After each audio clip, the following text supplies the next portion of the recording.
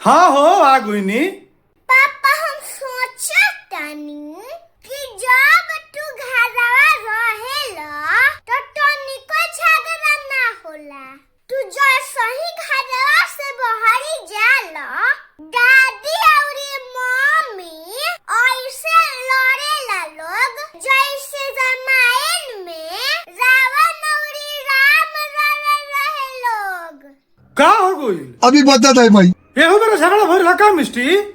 चिहात तो ऐसे बात जैसे बुझाता कि पहिला बेर झगड़ा भइल बा घर में।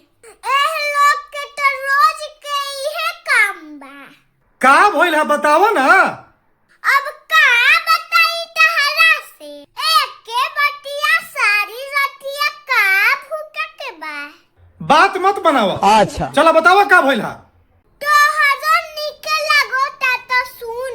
मम्मी कहो तरीनु कि का जाने बुढ़िया का चाहतिया, हमरा बुझाते नहीं खे। खाना बनावो तनी तो कहतिया कि निमन नहीं खे बनल।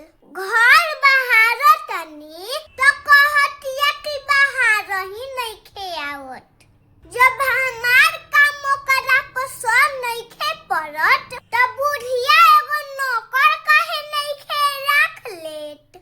ये सब क्या देखना पड़ रहा है। अच्छा औरी बड़ा ध्यान से सुनो तारा पापा।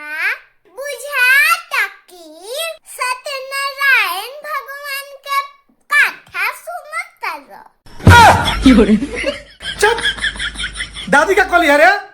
दादी कहा तारीनु कि कहे दादा कैसन जुग आ गइल। एगो हमनी के जुग कैसन रहे? हमनी के जुग में लड़की डेरात रही सा कि का जाने हमर सांस कैसन मिली, कैसे हमार जीवन पार लागी। एगो एक घड़ी के जुग बा।